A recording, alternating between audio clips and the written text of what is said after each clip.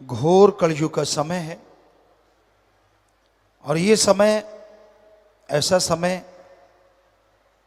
जिसमें बचाव हो सकता है तो सिर्फ अल्लाह वाहिगुरु के नाम से। इंसान की मन इंद्रियां इतने फैलाव पे हो गई हैं कि उनके सामने गुरुमुखता इंसानियत टिकती ही नहीं।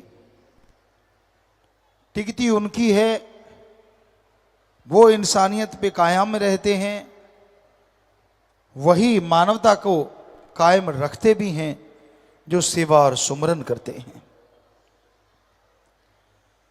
सुमरन करने के लिए कोई अलग से जगह नहीं चाहिए। आप अपने घर में परिवार में रहते हुए आराम से सुमरन कर सकते हैं। बोल के करें, अंदर ही अंदर करें, जिभा से करें, ख्यालों से करें। पर कई बार इंसान कहता है उससे सुमरन होता नहीं। बड़ी हैरानी होती है। किसी का दिमाग विचार शून्य नहीं होता। हर इंसान के अंदर विचार सदैव चलते रहते हैं। यह अलग बात है, ज्यादातर लोगों के अंदर गलत विचार चलते हैं और कम अच्छे विचार चलते हैं। कम लोग ही होते हैं जिनके अंदर अच्छे विचार ज्यादा चलते हों और बुरे कम चलते हों। अगर ऐसा है तो वो भक्ति करता है, अगर ऐसा है तो वो सुमरन का पक्का है या सेवा करता है या दृढ़ यकीन है मालिक पे। इस वजह से तो पॉसिबल है कि बुरे विचार अंदर कम चले। अदरवाइज मन, ये नफ़्स शैतान, बेलगाम घोड़े की तरह कहें या रॉकेट की तरह कहें, क्या नाम दें इसको। आज के आधुनिक युग में बच्चे यही समझेंगे शायद कि आमतौर पे कहा जाता है ये गाड़ी 0 से 5 सेकंड में, 7 सेकंड में 100 पे जा सकती है। और मन की सुई 100 से शुरू होती है, उसकी 0 है ही नहीं। उसका पहले ही जब स्पीडोमीटर पे पैर रखता है तो 100 पहले ही आया होता है। अब जरा सोचिए, उतने सेकंड में तो वो हजारों किलोमीटर की स्पीड पे चला जाता है। यानी आपके विचार आपको पता ही नहीं चलता कब आसमान पे पहुंच जाते हैं और कब पाताल में चले जाते हैं।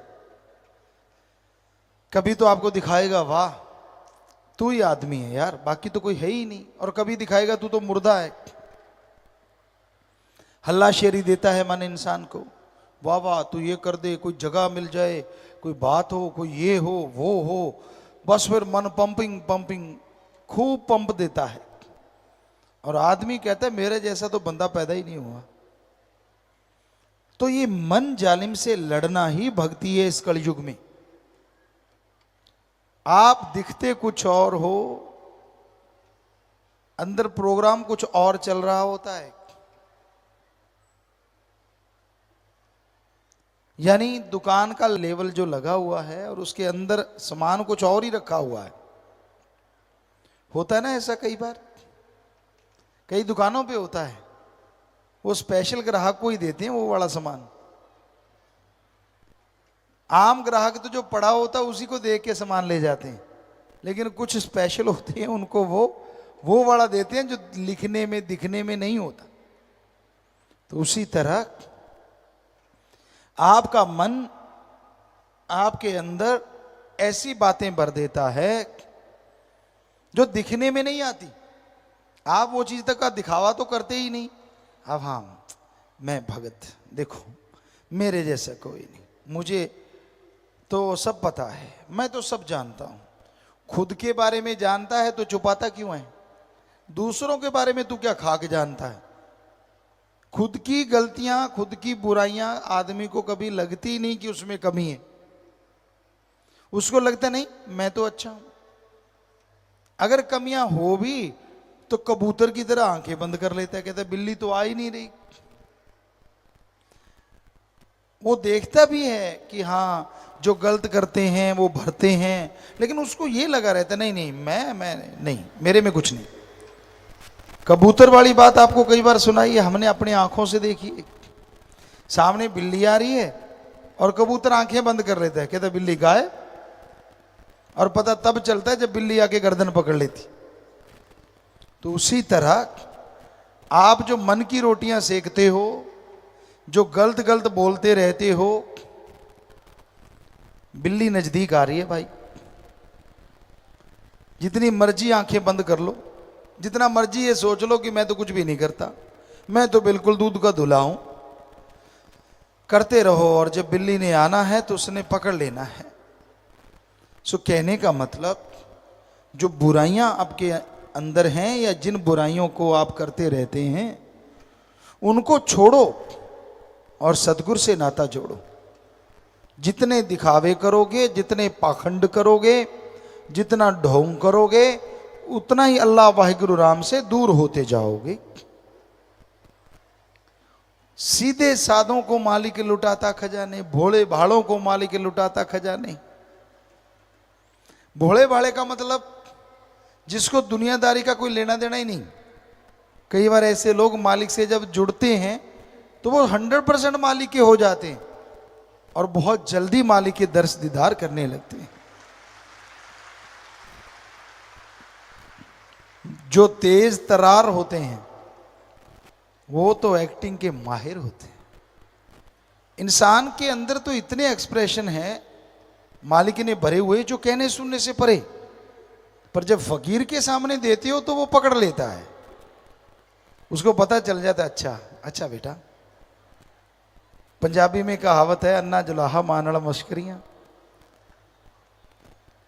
रब नाल ठगियां क्यों मारे बंदे आ, ते दिन रात पापां च गुजारे बंदे आ। वो ऐसे नहीं, किसी को एहसास हुआ होगा तभी ऐसे गाने या दोहे छंद बनते हैं। और ये हमने देखा है, आदमी को तो बुद्धू बनाता ही है, भगवान को भी बनाता है, सतगुरु को बनाता है। उसकी चालें, उसके दिखावा, उसका चाल ढाल, उसका सोच जब हम देखते हैं तो बड़ा ही दुख होता है। क्यों, ये कहां पहुंचा खड़ा है इंसान। दिखता कुछ और है, दुकान कुछ और ही है, सामान कुछ और ही है, दिखाता कुछ और है, बोलता कुछ और है, और अंदर है कुछ और ही। तो ऐसा करने वाले घर के ना घाट के, ना दुनिया में उन्हें कोई मुंह लगाता है और ना ही भगवान की दरगाह में वो इज्जत हासिल करते हैं। दर दर 84 लाख जोनियों में चक्कर लगाते रहते हैं। इंसान गलती करता है तभी तो इंसान है, भगवान नहीं।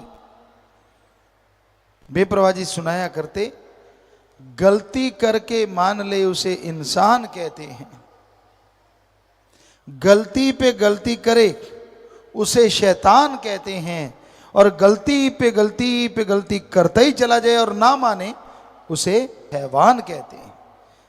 यानी 2 बार भी हो गई, चलो कोई बात नहीं, माफी मांगी, क्षमादान लिया, सुमरण किया, वो भी फिर भी आखिर है तो पशु वाली बात। इंसान को तो एक बार में हट जाना चाहिए ना। पर जो करते ही चला जाए और परवाह ना करे और एक्सप्रेशन ऐसे दे कि भाई मैं कुछ करता ही नहीं, मैं तो बिल्कुल सही हूं, तो ये बिल्कुल गलत है, ये शैतानियत। तो आप अपने नफ शैतान को, अपने मन शैतान को हमेशा रोक के रखा करो। जितना इसका लगाम कस के रखोगे उतना ही सतगुरु अल्लाह वाहिगुरु राम के नजदीक पहुंचोगे। और जब तक इंसान मन को रोकेगा नहीं, माल अल्लाह वाहिगुरु राम का कृपा पात्र नहीं बन सकता। सतगुरु मौला चाहे तो राई को पहाड़ बना दे और पहाड़ को राई बना दे, कोई देर नहीं लगती।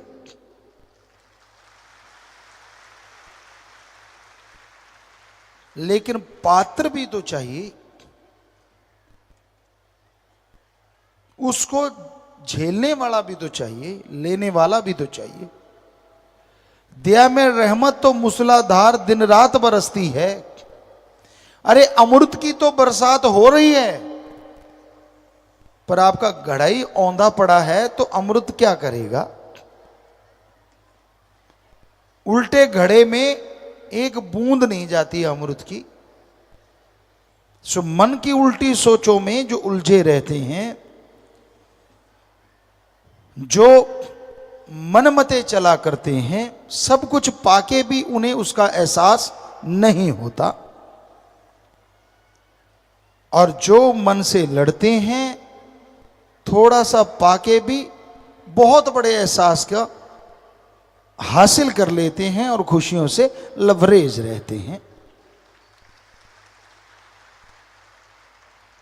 इस दुनिया में कोई तन में खोया है तो कोई मन में खोया है,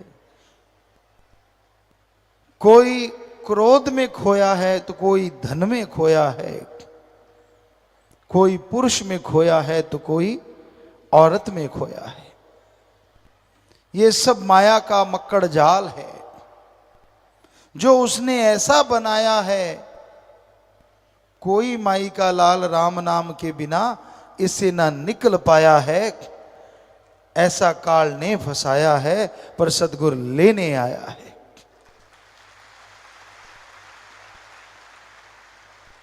काल का जुल्म सितम रूहों पे होता है तो सतगुरु पीर फकीर आते हैं, संत आते हैं, भगवान उन्हें भेजता है कि जाओ मेरी औलाद को समझाओ।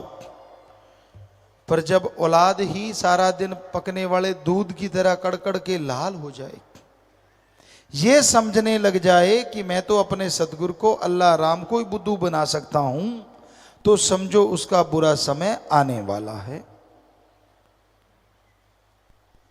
इसलिए अपने नफ्स के हत्थे चढ़ के अपने आप को अहंकार की बुलंदियों पे मत लेके जाओ, वरना गिर के चकना चूर हो जाओगी। उसे पल पल की खबर है, वो क्षण क्षण की जानता है। वो हर इंसान के कारनामों को पहचानता है। वो जानता है आप कैसे कर्म करते हो, वो पहचानता है आप कब क्या कर रहे होते हो। पर उसे पर्दा मंजूर है, इसलिए वो चुप रहता है। और हमें नहीं लगता कि इंसान अपने पीर फकीर के वचन ना मान के सुखी होता होगा। क्षणिक सुख हुआ, क्षणिक खुशी आई, फिर बुरा हाल, फिर अंदर बाहर से बेहाल। आत्मा कचोटती है, शर्म देती है, अरे ओ पगले कहां पड़ गया तन मन के चक्कर में। अपने अल्लाह, अपने वाहिगुरु, अपने राम को बुला के इंसान काल के चक्करों में उलझा हुआ है। एक कहावत आपको सुनाया करते हैं, आज फिर ख्याल में आई। एक राजा के पास बहुत कुछ था, बहुत परोपकारी राजा था, किसी का दुख दर्द नहीं सहता था।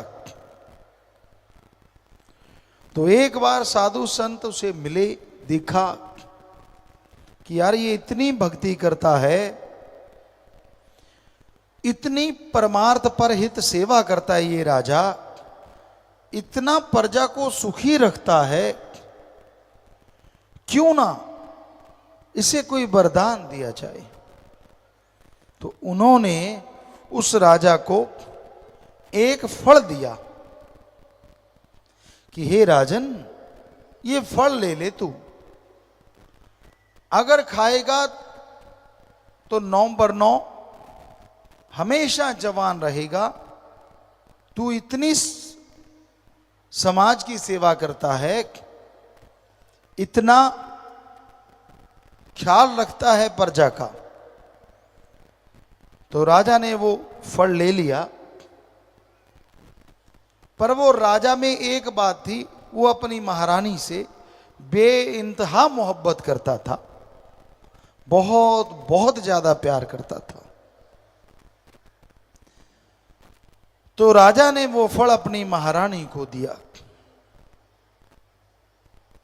कि भाई तू चिर जौवन, हमेशा नवजौवन रहना, ये फल खा ले। रानी ने फल ले लिया। कुछ दिन बीते, वो फल राजा के सामने आया। घूम घुमा के उसे एक वैश्या फल दे रही थी।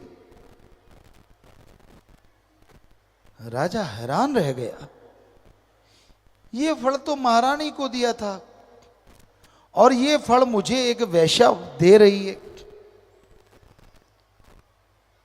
उसने पूछा इसमें क्या फर्क, क्या है इस फल में?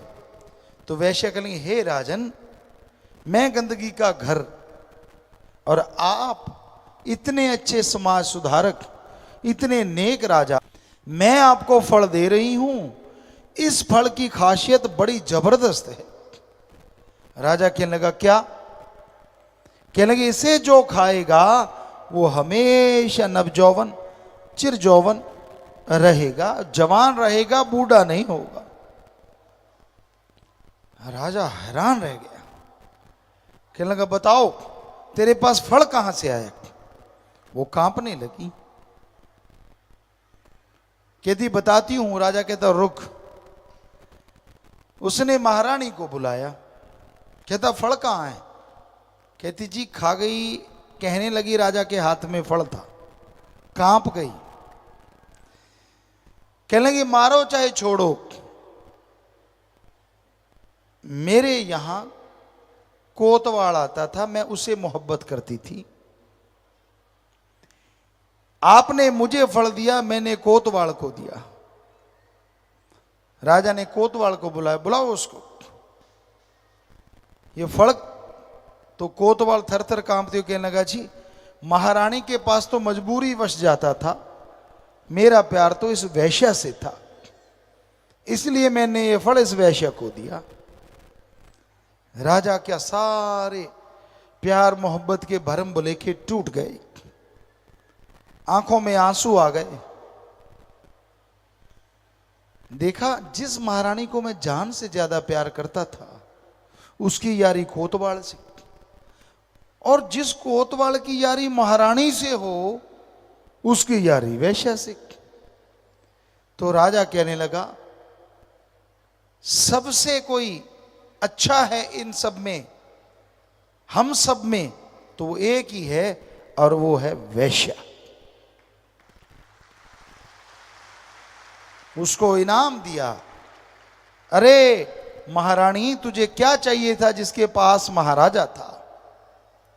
अबे ओ कोतवाल, जिसको महारानी मिल जाए और क्या चाहिए, पर तूने इसको दिया। और वैश्या देखो, वो अपने राजा से मोहब्बत करती थी, सच्ची मोहब्बत, पाक मोहब्बत। उसने सोचा मेरा राजा हमेशा नवजौवन रहे। सो आगे की कहानी भी है, लेकिन कहने का मतलब, जब अल्लाह वाहिगुरु राम से इश्क हो जाता है, जब भगवान से इश्क हो जाता है, फिर इंसान गंदगी के पुतलों में गंदगी ढूंढता रहता है, इसमें ढूंढी, उसमें ढूंढी, उसमें देखा, इसमें देखा, क्या? फिर तो वो वैश्या ही अच्छी हुई जिसने सिर्फ और सिर्फ राजा को देखा। सो इश्क उस अल्लाह वाहिगुरु राम से जब करते हो, तो अपना दृढ़ यकीन उसके लिए रखा करो। छींक आ गई, क्यों आई? मैं बीमार हो गया, क्यों हुआ? खुद के कर्म याद नहीं, क्या क्या गुल खिलाए हैं लाइफ में, वो सारे बुला दिए, और दोष देने चला है सतगुरु को, अल्लाह वाहिगुरु राम को। उसने मेरे साथ ऐसा क्यों किया, उसने मेरे साथ वैसा क्यों किया? भूल गया उसने तुझे 84 लाख जन्म में चक्कर लगाते लगाते को मनुष्य शरीर दिया, और मनुष्य शरीर देके संतों से मिलाप करवा दिया, नाम दिलवा दिया जिससे इस संसार से नहीं हमेशा से सच्ची मुक्ति मिले, मालिक की गोद में पहुंचे। और तेरे लिए भगवान क्या करे। गंदगी के पुतले को बिना देखे बिना सोचे उसने राम नाम से जोड़ के, अल्लाह वाहिगुरु से जोड़ के अपना बना लिया। क्या तेरे में ऐसा कोई कर्म था जो तू उसका हो गया? कभी लाइफ में सोचा है? कभी ध्यान दिया है? दुदू दुदू दू करना बड़ा आसान होता है, कोई भी इंसान कर सकता है, लेकिन ऐसा करने से पहले कभी विचार किया? लोग परखने चलते हैं भगवान को, सतगुरु अल्लाह राम को, और खुद को कभी परखा ही नहीं, कभी देखा ही नहीं, कभी सोचा ही नहीं मैं किस खसलत का मालिक हूं, मैंने क्या क्या कर्म किए लाइफ में, मैं चलाऊं उस भगवान को चैलेंज कर। उसको क्या चैलेंज करना जो रग रग में बसता है, रग रग की जानता है।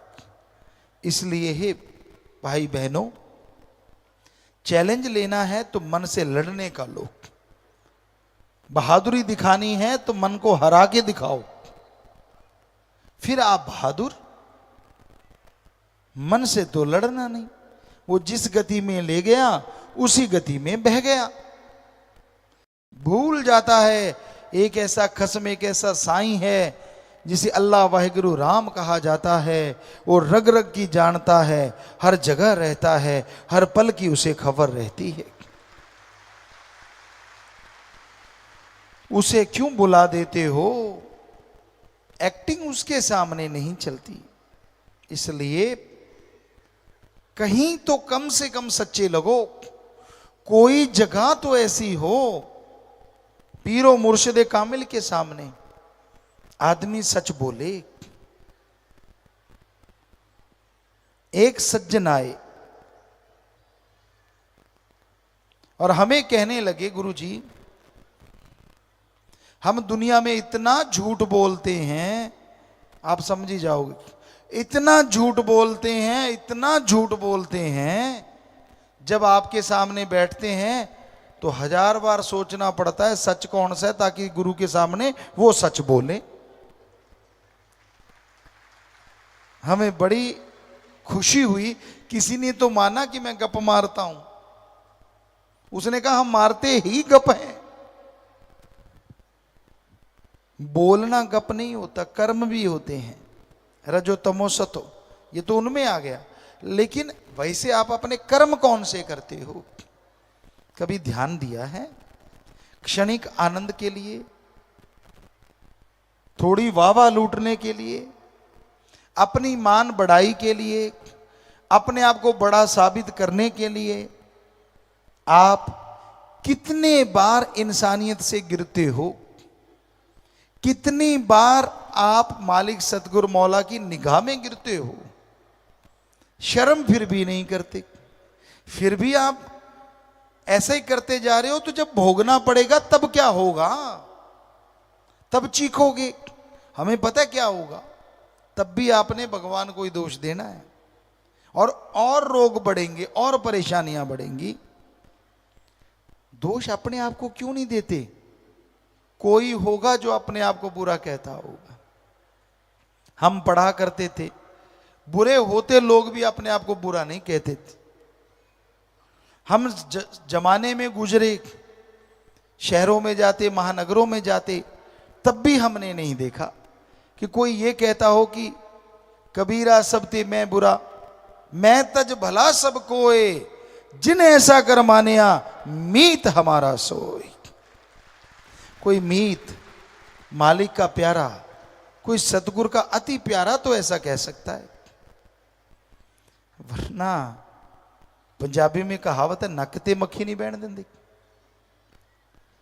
बैठने देने भी नहीं चाहिए, लेकिन ये कहावत का मतलब है कि अपने आप को कोई बुरा कहने ही नहीं देता। कपड़े पहने उसके अंदर ही सोचता है सारे ऐब भी छुप गए। ये भूल जाता है ऐसा खस्म है जो इस तन के अंदर रहता है, जिसने इस तन को बनाया है। उसको कैसे निकालोगे अंदर से? वो तो हर पल की खबर रखता है। भूल जाता है। फिर ऐशो आराम, फिर त्रुटियां, फिर बुरे कर्म, और दोष देना सदगुरु को, करना बुरे काम खुद। जमाने का बड़ा अजीब दस्तूर है। यहां लोग बुराइयां करते थकते नहीं, लेकिन हमेशा उस भगवान को दोष देते भी थकते नहीं। अरे कर्म खुद करो और दोष दो भगवान को। कर्म कैसे रुक सकते हैं बुरे? सेवा से, सुमरन से, भक्ति इबादत से। और कोई तरीका नहीं जिससे कर्मों की मार से बचा जाए। कुछ भी कर लो, कैसे भी बन जाओ, अपने आप को दृढ़ खुद करना होगा। आधा घंटा सुबह शाम सुमरण करो, सेवा करो। जब भी आपका मन जालिम किसी तरफ दौड़ा के ले जाए, लानत डालो अपने आप पे सुमरण के द्वारा कि मैंने बुरा कर्म नहीं करना। सिर्फ सोचें बुरी आती हैं तो कोई खास बात नहीं। 5 मिनट सुमरण किया, सोचों का फल उसी टाइम खत्म हो गया, बस गई। पर उन सोचों पे चलो मत। जो उन सोचों के अकॉर्डिंग चलते हैं वो दुखी ज्यादा होते हैं। कर्म तो अपने मां बाप के ही ऋण नहीं चुकाया जा सकता। अगर किसी को अच्छे मां बाप मिले हों, उसका ऋण नहीं चुका सकते आप। मां के दूध का कर्ज कैसे उतारोगे? सर्दी हो या गर्मी हो, बेचारी सर्दियों में बिस्तर गिल्ला आपने किया, लेटी गिल्ली जगह वो और आप सूखे पे लेटे। गर्मियों में आप महाशय नींद में मस्त हैं और मां पंखा झेल रही है। आजकल तो एसी आ गए, मां भी खुराटे बेटा भी खुराटे। पर गांव में तो आजकल भी ऐसा ही है, यहां बिजली नहीं आई, वहां तो मां आज भी पंखा झेलती है कि हाय मेरा बेटा ना जाग जाए। तो कैसे ऋण उतारोगे आप उस बाप का जिसने उंगली पढ़ के अच्छा चलना सिखाया, पढ़ाया लिखाया? आप तो बकरियां चारने को तैयार थे पढ़ने के बजाय कि काश इससे तो बकरी चारने वाले ही अच्छे हैं, कहां मुझे फंसा दिया स्कूल में। याद करो वो दिन जब आप स्कूल के अंदर बैठे होते थे और बाहर कोई भेड़ बकरी चरा रहा होता, आप कहते यार यार कितना सुखी है यार, मैं जेल खाने में और वो आजाद घूम रहा है। पर बाप ने नहीं मानी आपकी बात, आपको पढ़ाया लिखाया, आप ऑफिसर बन गए, पर आपको रत्ती शर्म नहीं आई।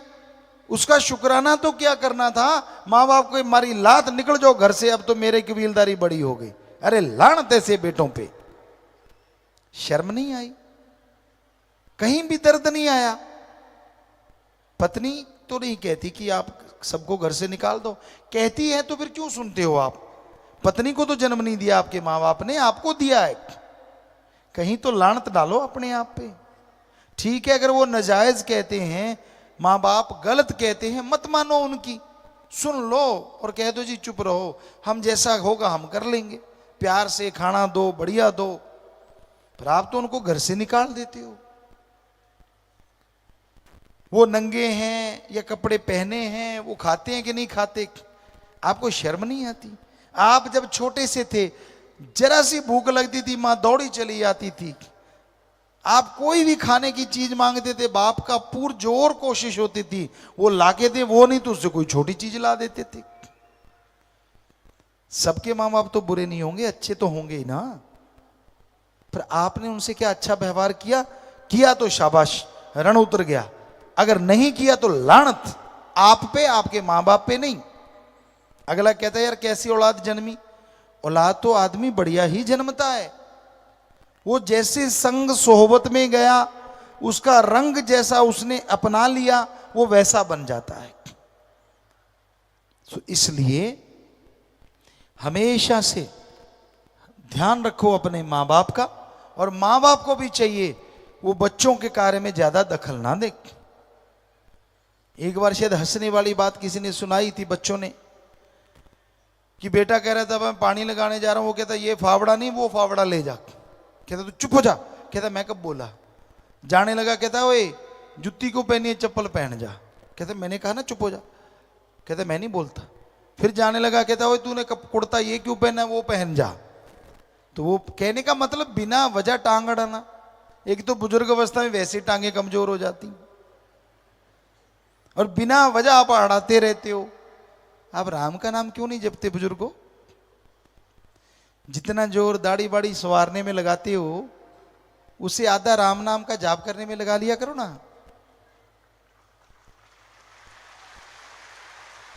हम नहीं कहते कि दाढ़ी ना संवारो, जितनी मर्जी संवारो, फिक्सो विक्सो जो मर्जी लगाओ, हमें कोई चक्कर नहीं। हमारा कहने का यहां मतलब है, जितना आप दुनिया को फेस दिखा के प्रभावित करना चाहते हो, कहीं उस आत्मा को थोड़ा सा अच्छा दिखा के भगवान को प्रभावित करने की सोच लो, तो बारे न्यारे ना हो जाएं आपके।